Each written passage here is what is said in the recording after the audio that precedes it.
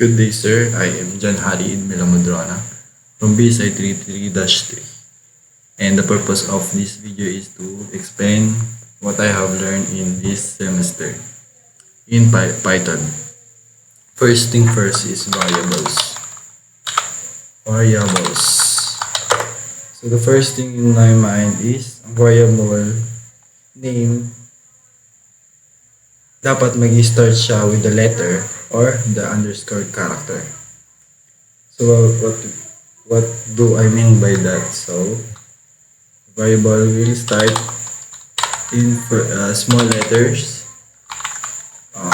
Any small letters or big letters, basta letter. Yan, for example, first name. Yan, variables. And then pwede rin po siyang ganyan. Pagsisimula sa ganitong format. Pwede din po siya. And then ang variable name, variable cannot start with number. Hindi siya pwede. And then ang variable name can only contain alphanumeric characters and underscore. For example, pwede tayong gumawa ng variable na merong A, merong 32, and then merong underscore. Pwede tayong ganyan. Variable. Vars. Yan. And then, paano execute? So, tayong gumawa ng variable na first name, last name, and then yan, first name, last name, and then yan,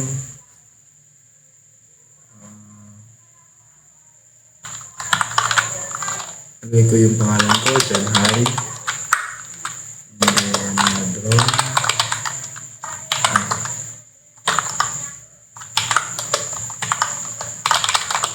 Ayan, pwedeng age din. For age. Pero pakita ko na pwede. Yan. 22. And then, yan, gender male.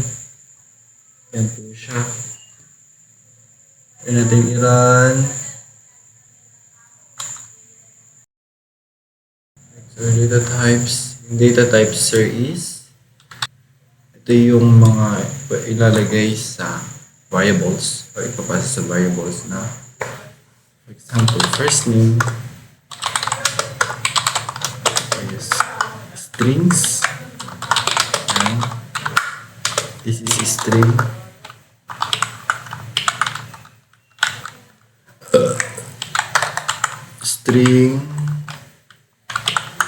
string or str, and then number is integer, age equals to 19, and then data types float, yan, float,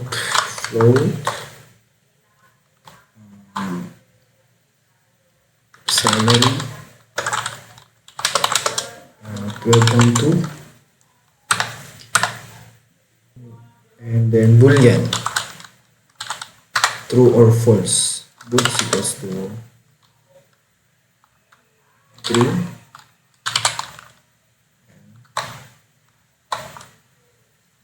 or false. True, bool, false. Yan. So dito mga data types na pwede natin ipasa sa mga variables na pwede. Variables natin, for example, yan dyan. Haring pangalan ko is ipagdala sa first name, and then ipiprint natin. Print first name. Ayan. Ganyan. Kaya ayan.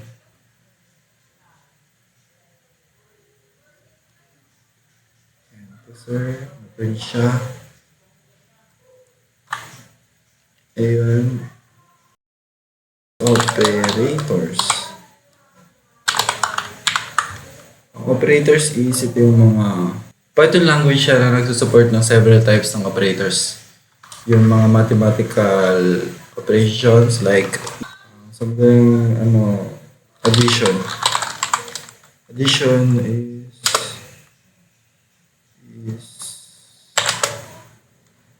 1 plus b ay 1 plus 2 yan, and then subtract 1 minus 3 ay 1 minus 3 yan, multiply. So multiply is 1 times 6. Gagamit tayo ng asterisk for multiplication, and then for division is 4 divided by itong slash ito, and then 5. Yan. And then pwede rin tayo maglagay ng arithmetic operation na modulus equals to, gagamit tayo ng percentage doon sa modulo. For modulo of 2, yan, 2 asterisk or 2 asterisk signs means ito ay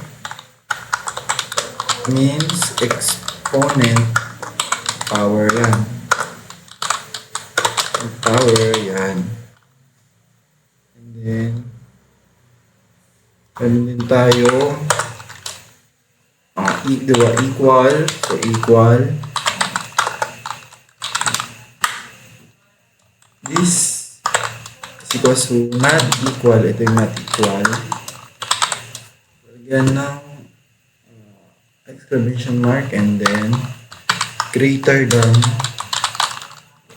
Ito yung comparison operator. So operators, yan. Ito.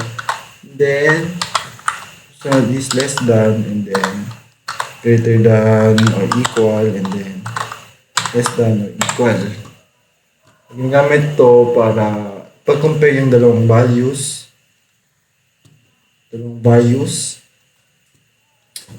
Compare yung dalawang values.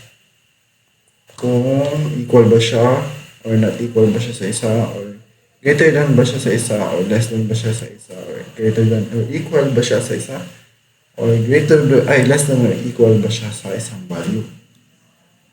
Then next is logical. Logical is ito yung mga and or at. And or not. For example,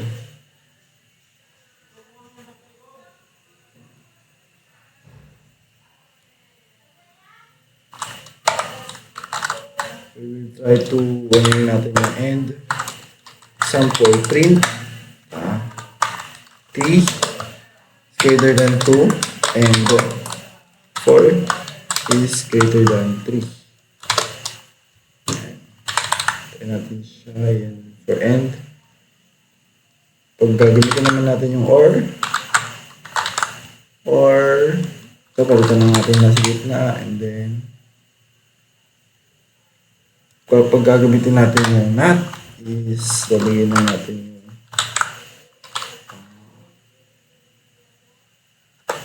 not. Yan. Then we try to print this. Ayan, makita natin na ayan.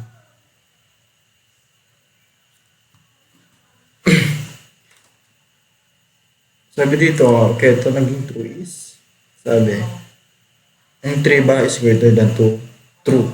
Kasi, mas malaki yung 3. Then, 4 ba is mas malaki sa 3. Ayan. Kaya ang sagot is true kasi they are both have a same value na true. So, the next,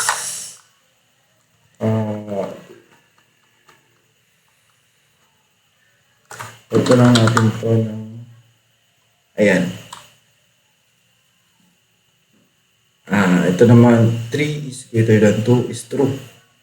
Or, means na kahit meron pa dito false is magiging kahit kahit may isang false dito is magiging false na siyang sagot.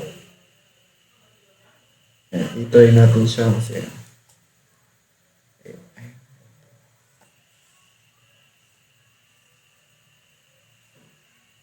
ay mali pala. Kahit ano dito, true is or kahit anong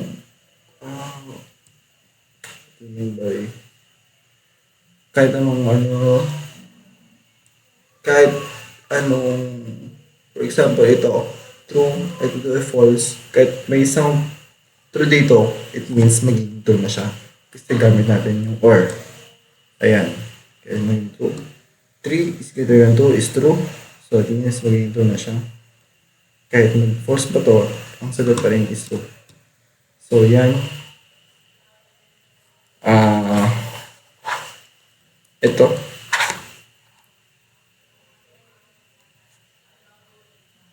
Not 4 is greater than 3. So, it means, kasi, kaya ang false ang sagot kasi, yung 4 is greater than 3 is true. And then, not true, sabi nito, ito true is not true, kaya, pag binaligtad natin yan, pag ang magiging sagot is false. Kasi true siya. Ininegate niya yung true, kaya magiging false. Ayan. Ayun lang po sa operators, and then next so ngayon is loops naman.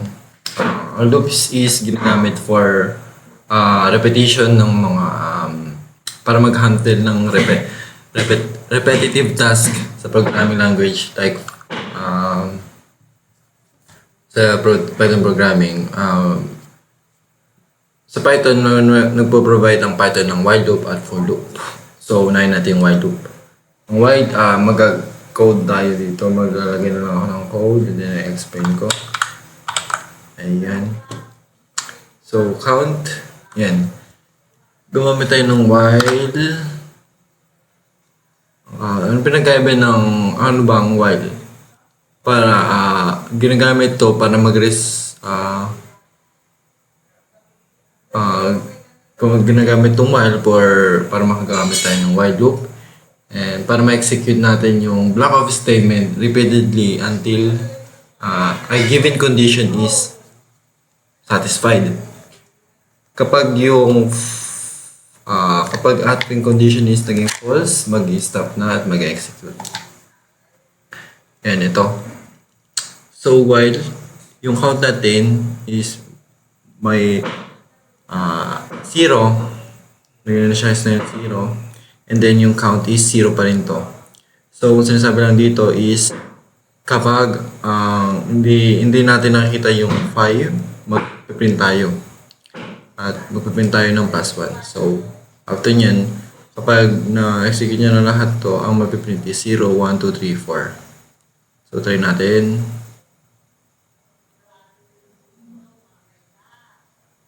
Yan, 0, 1, 2, 3, 4. Hindi na isama yung 5 kasi yun yung condition. Kapag nakita yung condition ng 5 is mag-execute na siya. So, next is for loop. Ano man pinagkaiba ng for loop at while loop? Ang for loop is, para makagamit tayo ng for loop, is gagamit tayo ng FOR. Yan. And then, similar lang siya sa other programming language, but yung syntax is magkaiba.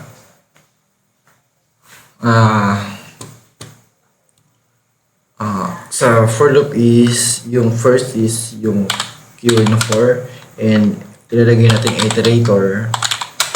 Tapos, it's either pwede natin siyang ilagay is first. And then, lagay tayo ng semicolon. And then sa baba is, dito na natin ilalagay yung mga code natin. after ng condition na yan. So, maglagay ako ng code. String na lang natin language Python for letter language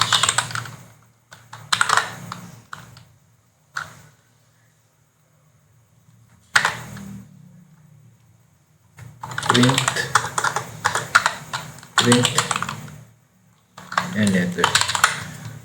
So, ang mangyari dito is print natin lahat ng letter dito sa loob ng language.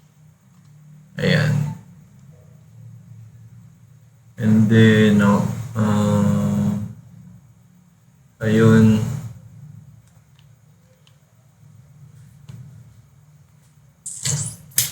Sa for loop din, is either pwede tayong maglagay na sa loob ng pwede nating i-iterate yung mga list, tapos dictionary, at set or mga string. So next is functions or module. Para ang function is reusable block siya ng code sa programming language like Python. Para makapag-define tayo ng function na sa Python, i-declare natin yung def na word keyword, and then lalagyan natin yung function name, tapos lagyan natin yan, and then sa baba niya yung mga home. Ayan. For example,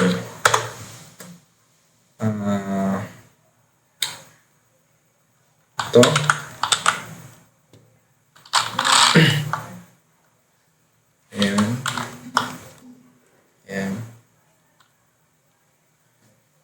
Meron tayo ditong function na generate full name para makapag-generate ng full name. So, ayan, yung first name niya ay variable is first name, and then meron siyang laman na string na Asabene, palitan ko na lang ng pangalan ko. And then, yan. I am. Then, space, first space. And then, ilalagay natin lahat ng first name, space, at last name sa isang variable called full name, and then print natin. And then, para magamit tong function na to is tatawagin lang natin siya and generate full name kasama ito. So, print natin. Ayan, mapapano na siya. Maganda to for paglinis ng codes, para reusable na yung mga codes.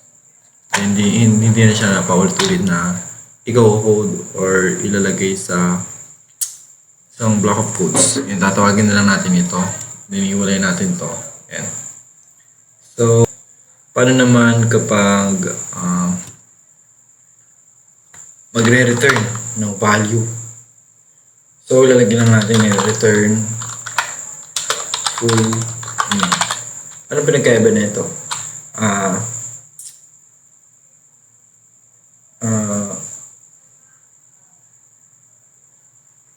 Kasi pag ang function is walang return statement, parang yung value ng function is parang walang value kasi kapag saan ba to? Ito mas yan. Ayan, gumawa tayo ng function. Ayan, gumawa tayo ng function na add two numbers. Ayan, ilalagay natin yung 2 and 3 sa num1, num2, and then yan, pinagsama natin siya sa total.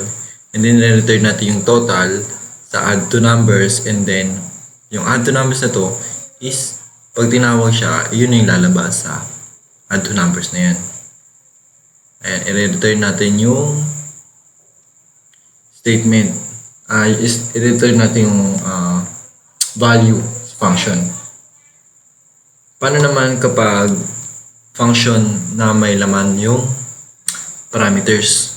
So, for example, def greetings greetings, and then name. Sa loob nito is maglalagay ng tayong message na variable, and then lagyan natin yung name natin, tapos ayan, plus yan, welcome to Python. Ayan. And then i-return tayo. I-return natin yung message, and then tatawagin natin. So print greetings, name ng function, and then nalagyan natin yung parameters. Kaya natin lagyan na yung parameters natin na yung Harry, para pag tinawag natin to, papupunta sa greetings, name, and then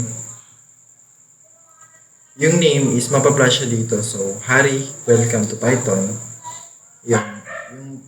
Yung Harry, welcome to Python is may message siya, and then mapunta siya sa return message, babalik siya sa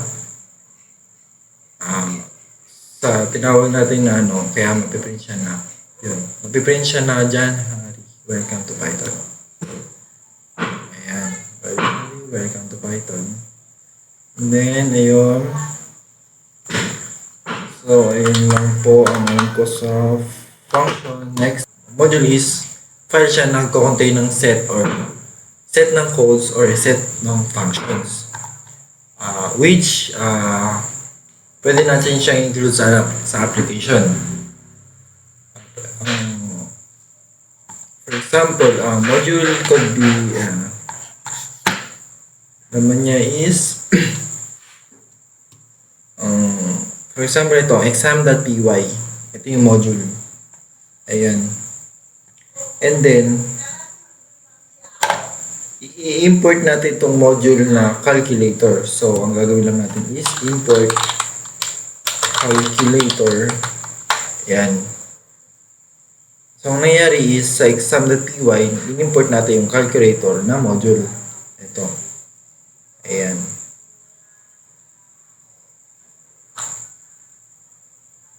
And then, paano natin gagawin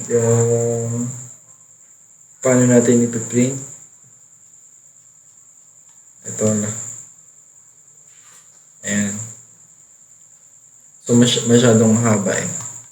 So, papalitan na lang natin print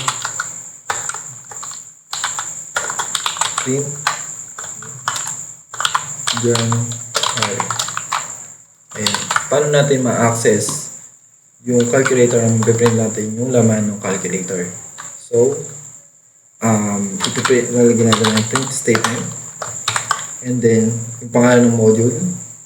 So pangalan natin is calculator dot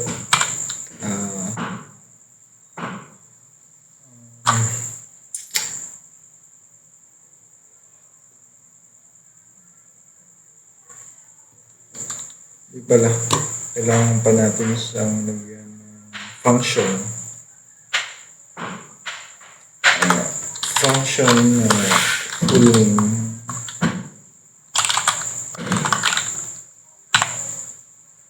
And then ipapasa natin siya sa fn na lang for first name, and then ln for last name. And then mag-return tayo. May balik natin yung natin fn plus ln.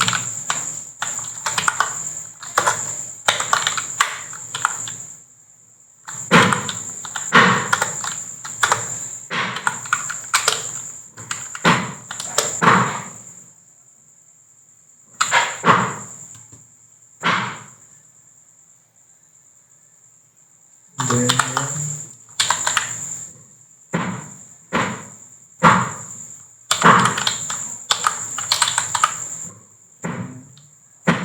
so tawag natin generate full name. Calculated generate full name. Ilalagay natin. So,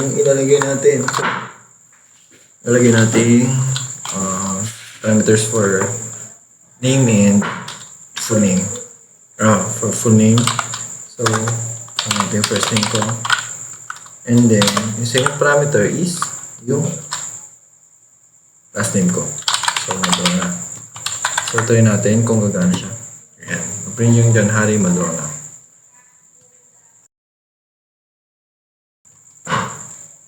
So, ngayon po is pag-ano natin yung classes and object. Ang mga classes and object.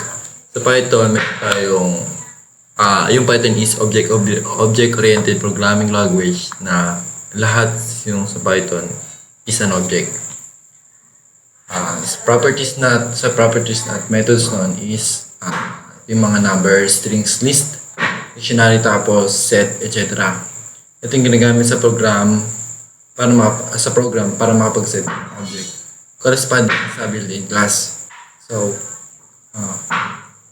gagamit tayo ng class para to create an object. Yung class is like an object constructor or parang siyang blueprint para makapag-create tayo ng objects. At i-initiate natin yung class para makapag-create tayo ng object, and the class defines yung attributes and yung behavior ng object. While yung object is siya yung nagre-represent ng class. And then, paano tayo makapag-create ng class? Una is class, and then lalagyan natin class name. Ayan. For example, class person. And then, pass natin. And then, i-print natin yung person. Print person.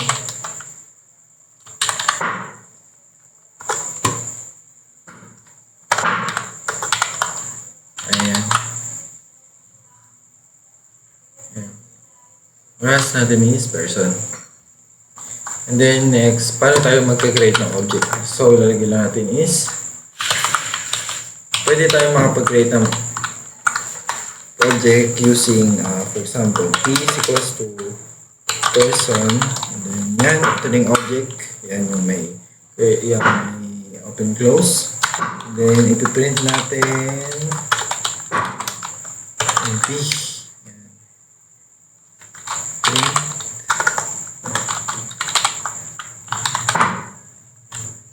Ayan. In person object at marami naman natin object siya kasi lumabas dito. Ayan. Paano naman tayo ng class constructor? Gagawa na lang ako ng code. Gagamit tayo dito init. Ano ba yung init? Python construction function siya na yung init construction function ay meron siyang self parameter na which is a reference para yung current instance ng class. So, class person gagamit person def para natin siya gagawin underscore init. Ayan. Tapos self name, and then yung self is nag-allow na ma-attach yung parameters sa class. So, yan. Self, then, yan. So, yan. Saan natin siya gagamitin? So, p is equals to person, then, Harry, and then, print p dot name.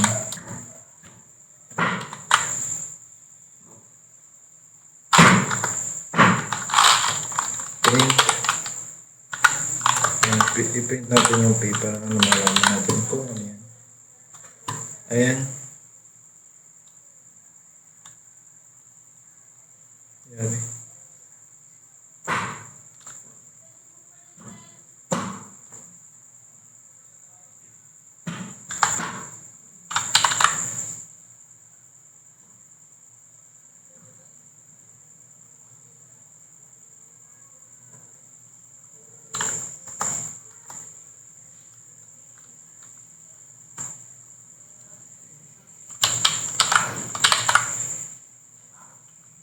Ayun,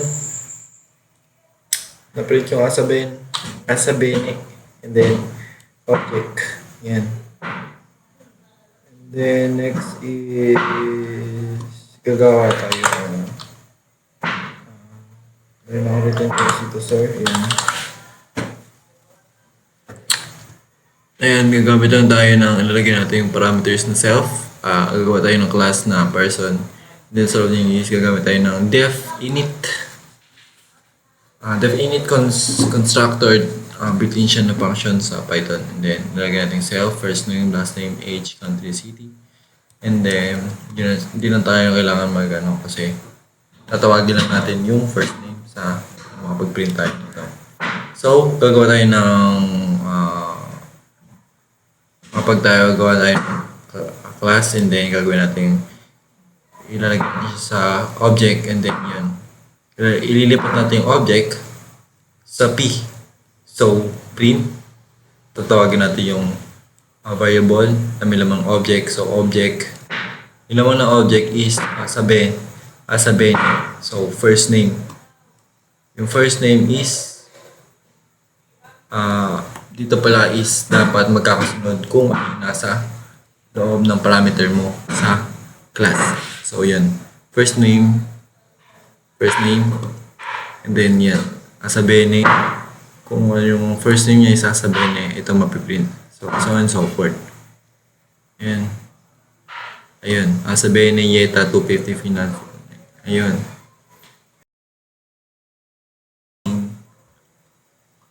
Sa error handling, ito yung mga kung di ako nagkakamali siya yung exception handling or yung try and accept. And yan. Ang pinagkalam ko dito is yung try. Itatry niya yung mag-run ng code. Tapos sa accept is pwede siya yung may or may not have a condition. Pwede yung accept. And then else kung meron bang exception para meron yung code na yun. And then yung finally is pwede natin sa salita always run this code. So for example ito yan, itatry natin to kung mayroong ayan, itong error handling na to is mag-handle siya ng error para hindi automatically mag-exit yung code. So yan, print. Ayun, try natin to kasi try natin to, print to.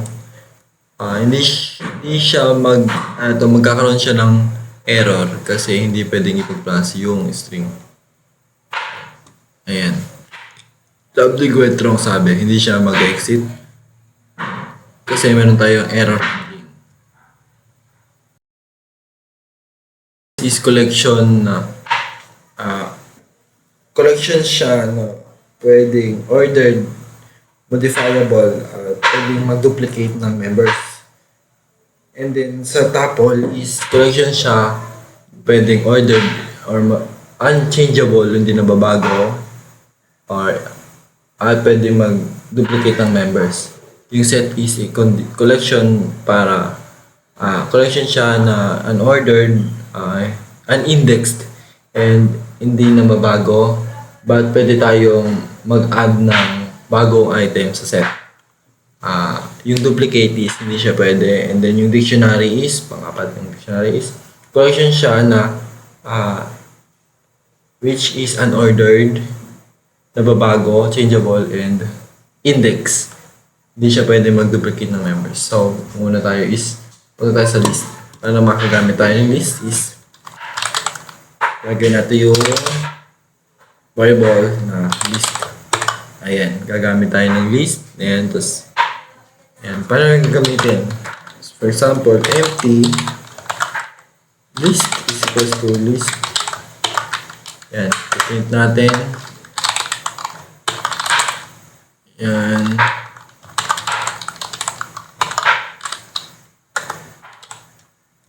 Ayan.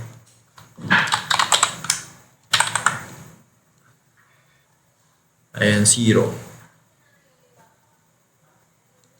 Kasi walang laman. Ayan, walang laman yun kaya 0. Ibig sabihin ng len is bibilangan niya kung ilan yung letters or string, yung characters na sa loob ng list. So, empty list yan kasi kaya naging 0 kasi empty list. Walang laman. Ito pala is built-in function. So, paano naman kung gagamit tayo pang-access is list na bracket. Yan. For example, fruits. Yan. Meron tayong list na banana, orange, mango, lemon. Sabi nga sa list is pwede siyang ordered siya. So, 0, 1, 2, 3, 4. Yan. 0, 1, 2, 3, 4. 0, 1, 2, 3. Yan. Masunod dito yung index na 0, 1, 2, 3, 4. So, pag mag-access tayo ng fruits, access natin yung mag-access tayo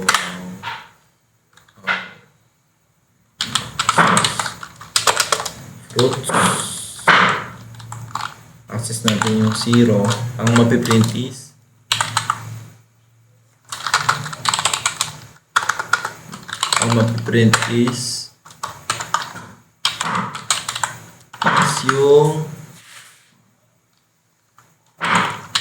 yung banana kasi 0 index siya.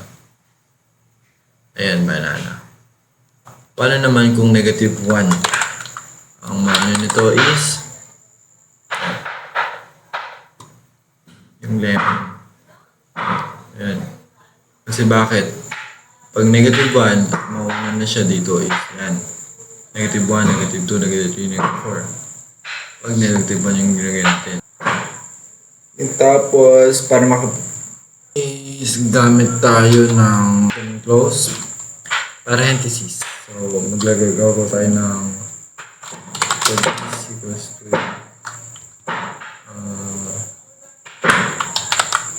ayan. Tayo tapos. So, item 1, item 2, item 3. Paano mag-access ng tuple? Tuple, gawin tayong open and close. Open, close, then, yan. First tuple is 0 index, which is itong item na to, 0. And then second item is 1. So, ito lalabas. Print natin para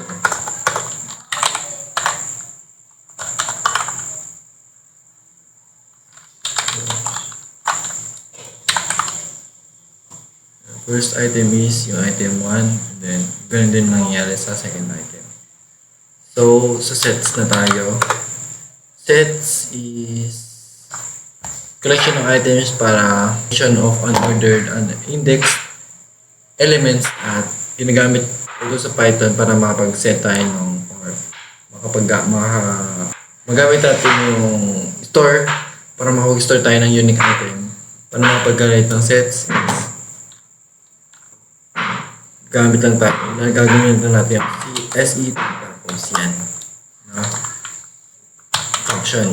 So, ang dictionary is collection ng unordered, mutable, modifiable, at paired key.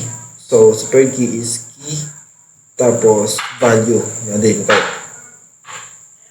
So, paano tayo makapag-create ng empty dictionary? So, empty deck, and then curly braces. Pagawa na tayo ng ang gamit lang tayo ng curly braces, nakagawa na tayo ng empty. So, gagawa tayo ng dictionary na may data value. So, DCT and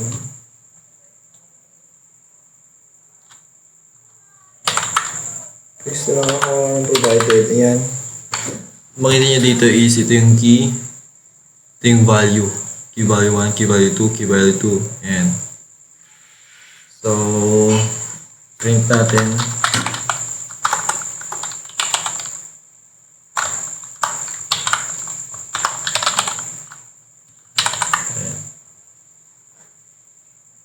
Yan.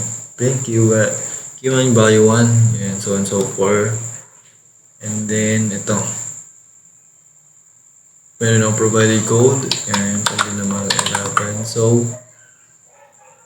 sa loob ng person, variable is meron tayong key value 1, key value 2, key value 1, key value 2. Pwede tayong gano'n ng halo-halong key value na string and key value na number. So, yan. Pwede yung boolean, and then, ayun. And then, pwede rin tayong maglagay ng value na indexes. So, print natin print person and na yung yan. So, next is ma-access natin yung dictionary sa tawagin lang natin yung key name niya. So, ito. Ayan. So, meron tayong ditong DCT na may key values. And then, tatawagin lang natin yung DCT, and then tatawagin lang natin yung key name nung para ma-access natin. So, ayan. Value 1, value 4. So, next is file handling. Ano nga ba yung file handling? Ito yung ginagamit para mag-store ng data sa different file formats. Pwede natin gamitin yung text.json, etc., CSV, TSV, Excel. Then, paano natin, ano nga ba yung syntax para makapag-ano tayo ng file handling? So, parang mag-open tayo ng file. So, gamitin tayo ng open. Ayan. Sa loob niyan is, lagyan natin file name. And then, yung mode. Pwedeng R, yun. Yung R is read. Kapag nilagay natin yung R, natin yung R, babasahin niya lang. Kapag A, append. Kapag A, append. Kapag W, write. Kapag C, create. Kapag T naman, text. Kapag D, binary mode.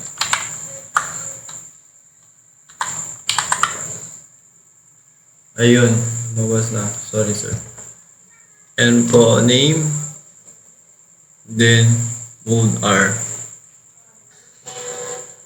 So, sa variables, gawin na tayo sa variables, operators, data types, sa loops, while loops, for loops, sa functions, def, para makapag-ano tayo sa modules, para makapag-access tayo ng ibang modules, i-import lang natin yung name, module name, and then sa file handling, try accept, ito-try natin itong code na to, and then kapag walang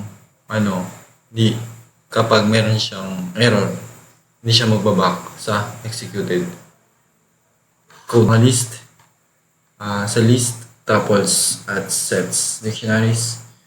Pinagkakaiba nila is yung list is collection which is ordered changeable, pwedeng baguhin at pwedeng allows duplicate member, and then yung tuple is collection siya which is ordered, hindi nababago, at pwede siya tayong mag-duplicate ng members ng tuples. And then sa set, collection siya.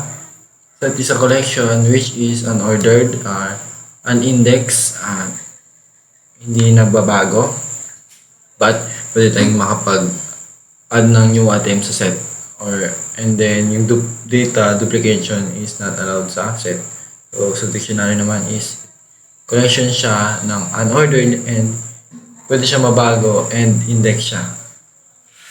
Hindi siya pwedeng ma-duplicate yung members. And then R for read, A for append, W for write, C for create, T for text, at B for binary.